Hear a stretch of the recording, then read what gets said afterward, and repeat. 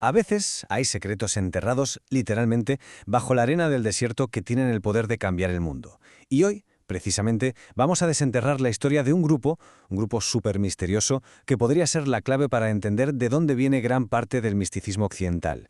Sí, vamos a hablar de los esenios. Para meternos en materia, tenemos que partir de un misterio central, una pregunta enorme.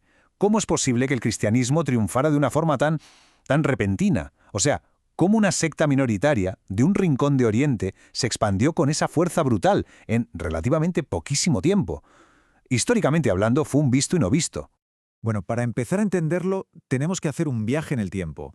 Vámonos directos al mundo helenístico. Pensad que tras las conquistas de Alejandro Magno, el panorama religioso se tambalea, entra en una crisis total. El choque de culturas, de dioses, de ideas, dejó un vacío de fe inmenso, que las religiones de toda la vida, las tradicionales, ya no eran capaces de llenar. La gente de la época, de repente, buscaba algo más. Anhelaba una conexión, ¿sabes? Algo que fuera más allá de los viejos dioses. Había un deseo profundísimo de escapar de la mortalidad, de ese destino que parecía escrito en piedra, y de encontrar, por fin, un lugar propio en el cosmos.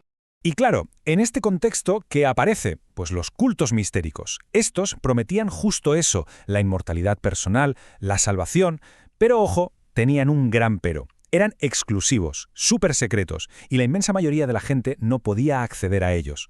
Así que esto en realidad lo que hizo fue crear un vacío espiritual todavía más grande.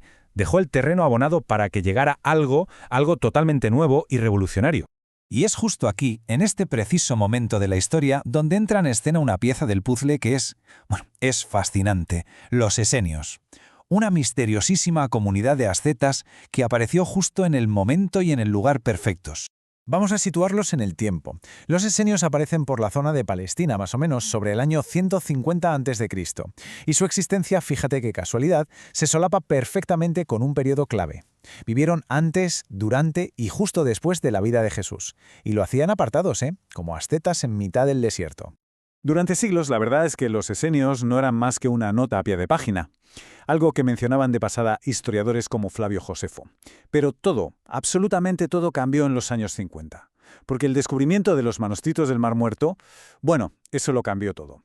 Reveló su verdadera y, créeme, increíble importancia. Entonces, la gran pregunta es, ¿qué creía esta gente? ¿Cómo vivía esta especie de fraternidad secreta? Lo que los manuscritos del Mar Muerto revelaron es, por decirlo suavemente, alucinante. Pues mira, sus creencias los ponían totalmente al margen del judaísmo de la época. Para empezar, vivían en comunidad, lo compartían absolutamente todo y rechazaban de plano a los sacerdotes del Templo de Jerusalén. Además, buscaban interpretaciones secretas ocultas en las Escrituras. Y, atención a esto que es clave, esperaban no a uno, sino a dos mesías. Uno real, de la estirpe de David, y otro sacerdotal, de la de Aarón. Estaban convencidísimos de que ellos, y solo ellos, eran los elegidos para la salvación. Este sistema de creencias tan particular los define como lo que se conoce como una secta escatológica, o sea, un grupo cuya principal preocupación es el fin del mundo, el destino final de la humanidad. Y para ellos, a diferencia de otros grupos como los fariseos, ser miembro de su comunidad no era una opción más, no, era la única garantía de salvarse cuando llegara esa nueva era que estaba a punto de comenzar. Y claro, entrar en este club no era nada fácil, ¿eh? El proceso era súper riguroso, podía durar años. Primero tenías un largo periodo de observación, para ver si dabas la talla. Después una iniciación con rituales, purificaciones, baños. Y al final todo culminaba con un juramento sagrado que ellos llamaban, y esto seguro que a más de uno les suena, el Nuevo Pacto. Claro, con todo esto sobre la mesa, con todas estas ideas circulando en el mismo lugar y en la misma época, la pregunta es inevitable, ¿verdad? ¿Cuál fue la conexión real entre los esenios, Juan el Bautista y el propio Jesús? Es que las similitudes son como poco para quedarse de piedra. A ver, ambos grupos practicaban el ascetismo. Ambos usaban baños rituales de purificación, que se parecen muchísimo al bautismo cristiano, y celebraban una comida sagrada en comunidad. Pero lo más fuerte para mí es que ambos compartían esa intensa espera del fin del mundo, esa expectativa apocalíptica y la idea de poner todos los bienes en común. Los paralelismos son tan evidentes que muchos historiadores han llegado a proponer que hubo un vínculo directo. De hecho, esta teoría no es ninguna tontería, se tomó muy en serio. El doctor Christian Ginsburg, que era un erudito bíblico muy respetado del siglo XIX, llegó a afirmar esto de forma rotunda, basándose en las pruebas que ya se tenían por aquel entonces. Pero claro, Para ser justos y tener la foto completa, hay que poner sobre la mesa los contraargumentos, que también tienen mucho peso. Por ejemplo, los escenios rechazaban el templo de Jerusalén, mientras que Jesús iba allí con frecuencia. Muchos escenios eran célibes y veían con malos ojos el vino, mientras que Cristo, santificó el matrimonio en las bodas de Caná y convirtió el agua en vino.